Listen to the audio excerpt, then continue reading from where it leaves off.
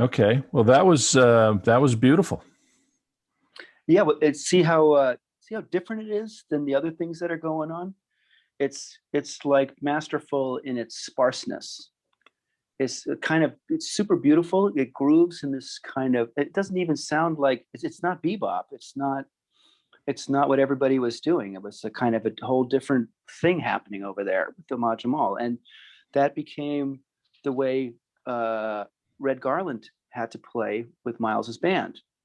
And sometimes I think he would get grumpy about it. He was a boxer. Red Garland was a boxer, so I don't think he was going to put up with too much griff from Miles getting grumpy in the studio. And Red Garland walked out of the studio session in doing Milestones. Fast, beautiful, very aggressive saxophone playing and very dynamic drumming. Philly Joe Jones and Red Garland they're swinging their ass off, and here's Miles bullying Red Garland to continuously play like Ahmad Jamal, which is like a 180 turn from where he wants to be. Right. And so he stormed out of the studio on that session. That's why Miles plays on Sid's Ahead. Miles plays the piano. It's very spare. And so he had to look around for another piano player. And Wynton Kelly has the most incredible swing time feel that was the perfect fit for Red Garland. But he wanted Bill Evans with those spacious tunes, right? So that sets us up from Ahmad Jamal to Red Garland. Right. And on Kind of Blue, both of those piano players are on there, right? Wynton Kelly and Bill Evans? That's right. Right. Wynton Kelly plays on the blues.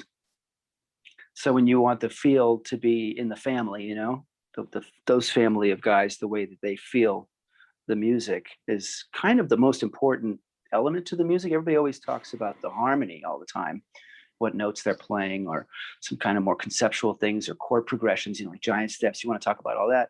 Really, first and foremost is the rhythm. And with Ahmad Jamal, you hear that the use of the space and the meditative quality of it, and clearly, as you're saying, big influence on Miles and Kind of Blue. Absolutely. Okay, let's get on to the guy who stormed out of the studio, Red Garland. Yeah. So Red, I think Red's probably Coltrane and Company's favorite pianist.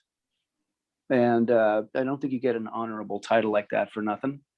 Red Garland, I think he's from Texas originally, and he got snubbed a little bit at first for being a quote unquote cocktail pianist. But I would challenge you to play along with transcriptions of Red Garland and tell me that that's not amazing bebop playing. My God, his time feel, his touch, his swing, his ability to play at tempos, it's just par excellence. And so when he first came, he sounded out Bud Powell for some pointers, and he said they became chums, and all of a sudden they were buddies. I think he said buddies. They were buddies. They became buddies. It's so funny to hear people talk about it that way. He goes over for a quote unquote lesson.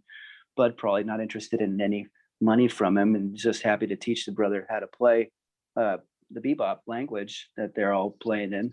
And then they become fast friends. And it's a very familial arrangement. And Red Garland's got a couple of, I think, innovations to add to the pantheon. I think that's why he's on there. Not only is he on a lot of iconic recordings, but he's also doing some pianistic things that are fresh and him. He's not just playing like Bud Powell and being forced to play like Ahmad Jamal. He's also playing Red Garland.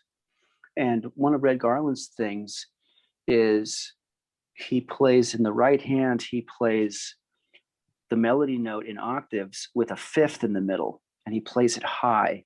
And so whatever the melody note is, you got that fifth in between, which could be way out of it could be like a real avoid note in the harmony. But since it's so high, it has this kind of eerie, ethereal quality to it. And he moves them around in half steps, and it's sort of one of his signature things that he does. Cool. All right. Well, let's listen to A Foggy Day with the Red Garland Trio.